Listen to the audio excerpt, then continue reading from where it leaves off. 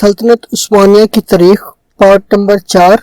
اس میں ہم ذکر کریں گے سلطان بازید خان یلدرم کا۔ پارٹ نمبر 1، 2 اور 3 دیکھنے کے لیے لنک ڈسکرپشن میں موجود ہے۔ آئیے چلتے ہیں ویڈیو کی طرف۔ بازید خان یلدرم نے تخت نشین ہو کر اور اپنے باپ کی لاش کو بروسا میں دفن کر کے ایشیائے کوچک میں چند روز تک قیام کیا۔ یہ وہ زمانہ تھا جب ایشیا میں ایک اور فاتح پیدا ہو چکا تھا جس کا نام تیمور تھا۔ 793 یعنی اپنی تخت نشینی کے دوسرے سال بازید خان یلدرم نے سنا کہ یورپ میں ترکیوں کے خلاف پھر کوشش کی جا رہی ہے۔ سرویا اور بوسنیا کے علاقوں میں سامان بغاوت پیدا ہو چکا ہے، چنانچہ بازید خان یلدرم برق کی طرح یورپ میں آیا اور بوسینا سے لے کر دریائے ڈنوب تک کا تمام علاقہ سلطنت عثمانیہ میں شامل کر کے دریائے فرات سے دریائے ڈنوب تک اپنی حکومت کو پھیلا دیا۔ ایشیائے سرویا اور بوسنیا وغیرہ سب سلطان بازید کے جاج گزار صوبے تھے۔ ادھر ایشیا یعنی ایران میں چنگیزی مغلوں کا نظام درم برم ہونے کی وجہ سے جو چھوٹی چھوٹی ریاستیں پیدا ہو کر آپس میں مصروف پیکار تھیں، انہوں نے تیمور کے لیے فتوحات کا میدان صاف کر رکھا تھا۔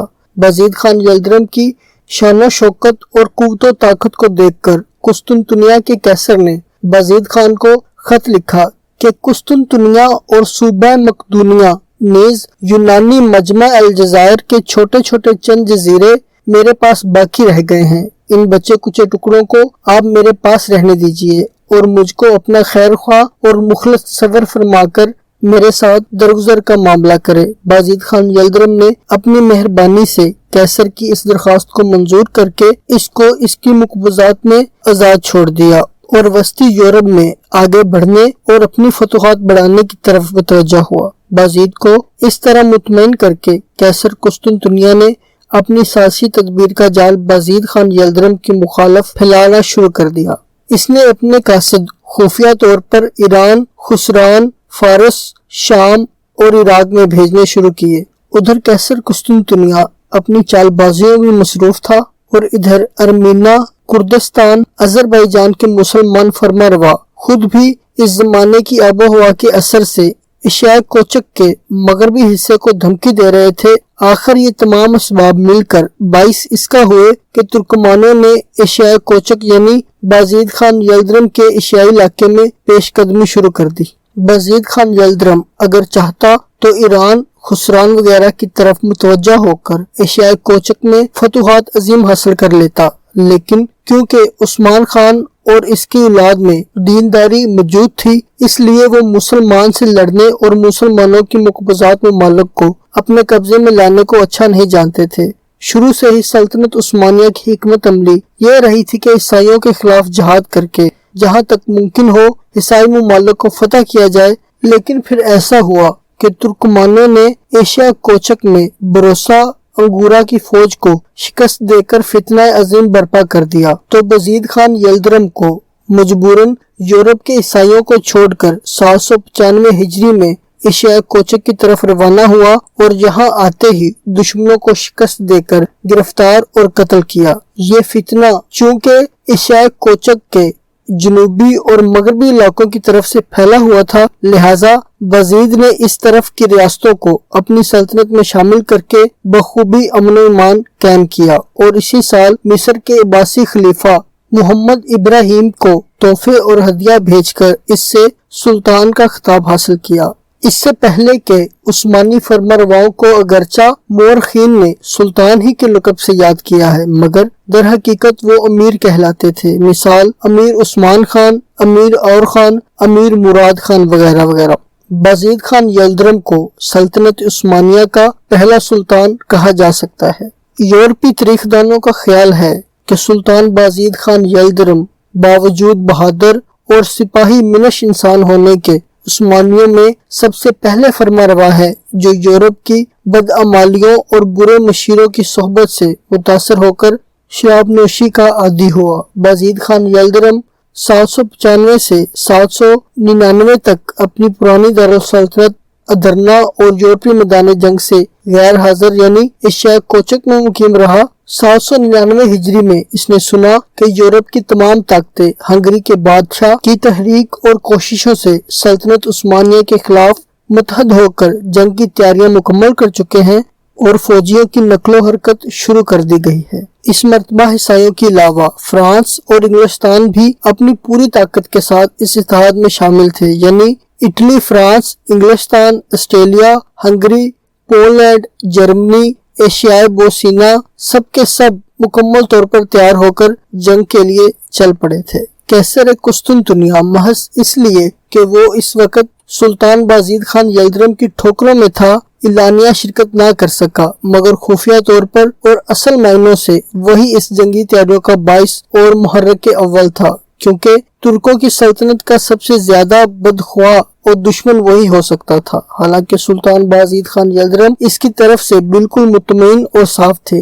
عیسائیوں کی اس جنگی تیاریوں کا حال سن کر بازید خان یلدرم برق اور آندھی کی طرح یورپ پہنچا۔ اس نے یہاں پہنچ کر دیکھا کہ روما کے پوپ یونیفس نہم نے یورپ کے ملکوں میں اپنا فتویٰ شائع کیا ہے کہ جو عیسائی ہنگری کے ملک میں پہنچ کر مسلمانوں کے خلاف لڑائی میں شریک ہوگا وہ گناہوں سے بالکل پاک ہو جائے گا۔ اس سے پہلے فرانس اور انگلستان میں لڑائی چھڑی ہوئی تھی، مگر پوپ اور دوسرے با اثر عیسائیوں نے دونوں ملکوں کے سلطانوں سے رابطہ کیا اور انہیں سمجھایا اور اس بات پر آمادہ کر لیا کہ بازید خان یلدرم کا قصہ پاک کر لینے تک یہ لڑائی روکی جائے۔ چنانچہ ایک زبردست فوج ہنگری کے بادشاہ کے لیے روانہ کی گئی۔ فرانس کے بہادروں کی ایک زبردست فوج شہنشاہ فرانس کے 3 چچا زاد بھائیوں جیمس فلپ اور ہنری کی ماتحت مرتب ہو کر ہنگری کی جانب روانہ ہوئی۔ اس فوج میں شہزادہ کاؤ توفیو بھی شامل تھا۔ فرانس کے بہت سے نواب اور فخر ملک و قوم بہادر سپہ سالار اور فرانس کا امیر البحر بھی اپنی جمعیت لے کر الگ روانہ ہوا۔ جرمن کے ٹیوٹانک شہزادے اور بڑے بڑے کاؤنت اپنی اپنی زبردست فوجیں لے کر ہنگری میں پہنچے۔ اس کے علاوہ بومیریا کے بہادروں کی زبردست فوجیں ایکٹر پیلتھن اور کاؤنٹ آف ممپل گریڈ کے ماتحت روانہ ہوئی۔ آسٹریا کی سواروں کی ایک فوج کا افسر ہرمین اور دوسری زبردست فوج کا افسر کاؤنٹ دی سلی تھا۔ اس طرح اٹلی اور دور دراز کے جزیروں سے بھی آزمودہ کاریگر اور بہادر عیسائیوں کی فوجیں ہنگری کی جانب روانہ ہوئیں۔ سینٹ جان یروشلم کے ماتحت بھی عیسائیوں کی ایک زبردست فوج آئی۔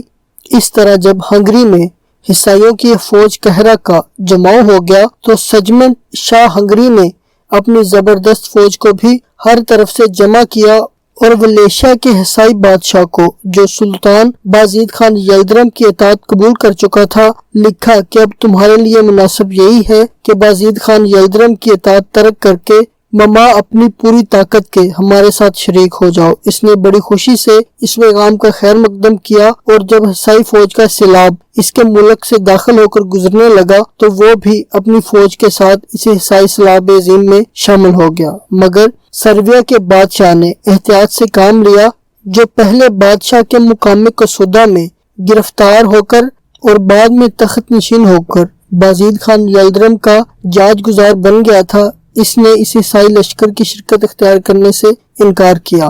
عیسائیوں کی اس عظیم و شان فوج کی جو مسلمانوں کے خلاف اکٹھا ہوئی تھی خصوصیات قابل ذکر ہیں کہ اس مرتبہ جس قدر عیسائی فوج مختلف ملکوں سے اکٹھا ہوئی تھی وہ سب کی سب نہایت بہادر، تجربہ کار اور بارہا کی جنگ آزمودہ سپاہیوں اور سپہ سالاروں پر مشتمل تھی۔ اس کے لشکر کے تمام سپاہی اور تمام سردار عیسائی دنیا کے بہترین اور منتخب جنگجو تھے۔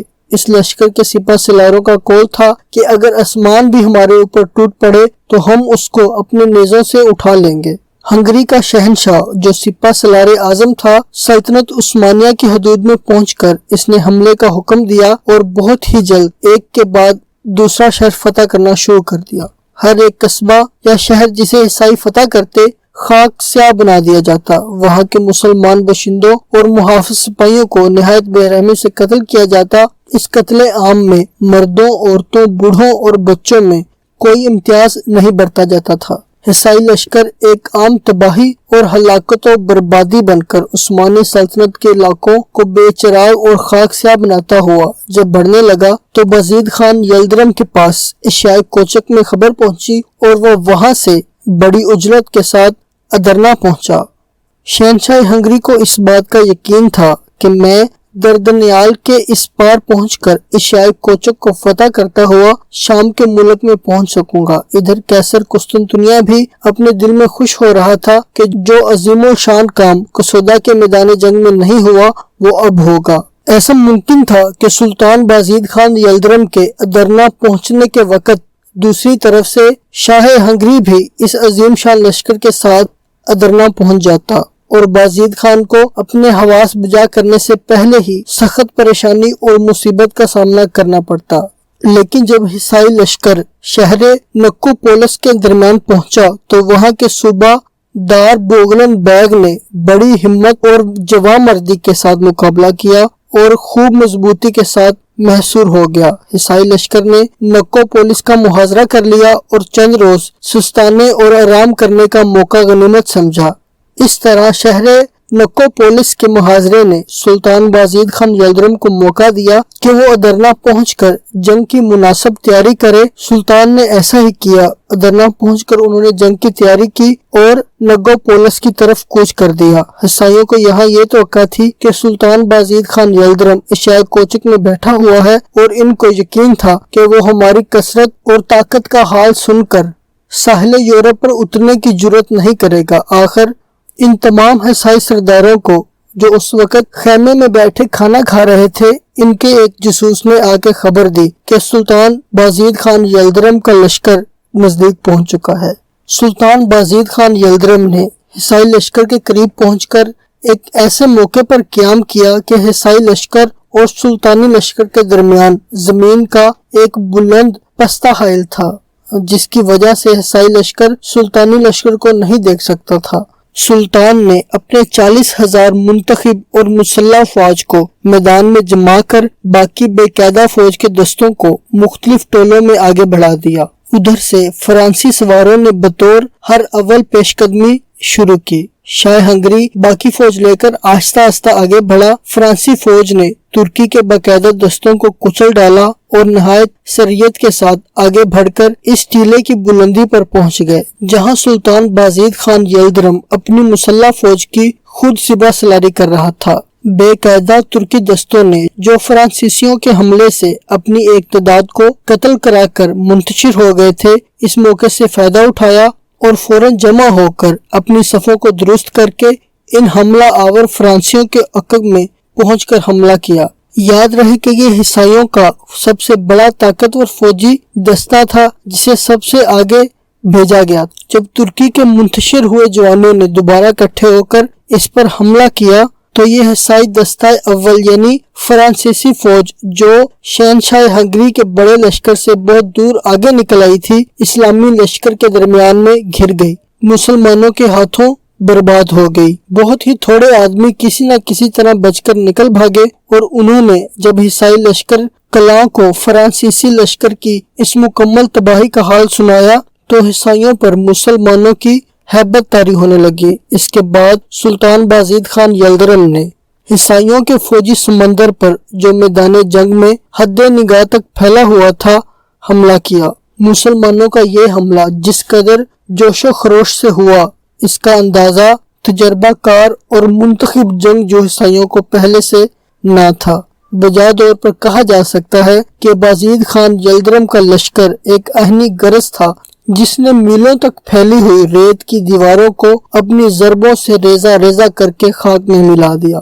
بہت جلد ہی لڑائی کا فیصلہ ہو گیا۔ سلطان بازید خان یلدرم نے نکو پولس کے میدان میں عیسائیوں کے ایک ایسے زبردست اور ہر ایک اعتبار سے مکمل مضبوط لشکر کو شکست فاش دی کہ اس سے پہلے کسی میدان میں عیسائیوں کی ایسی زبردست طاقت جمع نہ ہو سکی تھی۔ شاہ ہنگری نے بھاگ کر اپنی جان بچائی، لیکن فرانس، آسٹریلیا، اٹلی، ہنگری وغیرہ کے بڑے بڑے شہزادے، نواب اور سپہ سالار قید ہوئے اور بعض میدان میں مارے گئے۔ نکو پولس کے اس معرکے میں 1.5 लाख के करीब ईसाई कत्ल हुए। फतह के बाद सुल्तान ने मैदान जंग का हर हिस्से का खुद जाकर मुआयना किया जो लाशों से भरा पड़ा था। चूँकि सुल्तान को जा बजा अपनी फौज के शहीद भी नजर आ रहे थे, इसलिए सुल्तान ने नहायत अफसोस के साथ कहा कि ये फतह हमको बहुत ही महंगी पड़ी। मुझको अपने और इन बहादुरों का खून का बदला हंगरी से लेना है। यह कहकर सुल्तान ने हुक्म दिया कि कैदियों को हमारे सामने पेश किया जाए।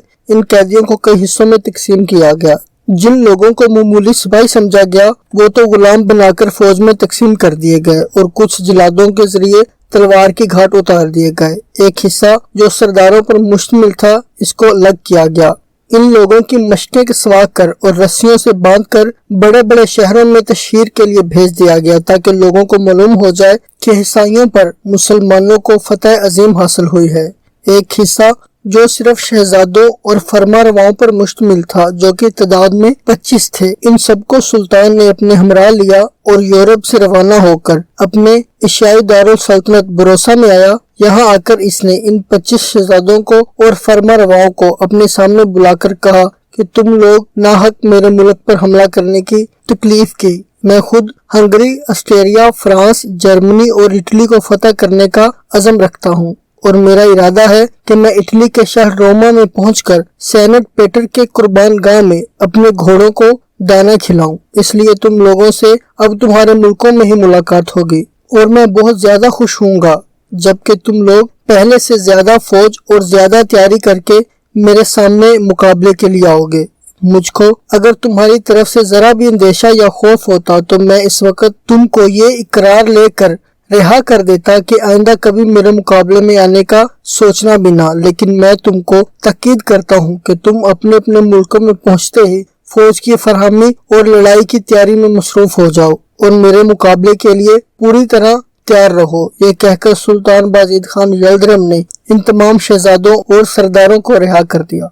इसके बाद वो अपनी फौज लेकर यूरोप पहुंचा। इसने एथेंस को फतह किया। इसके बाद ऑस्ट्रेलिया और हंगरी के भी बहुत से इलाके को फतह कर लिया।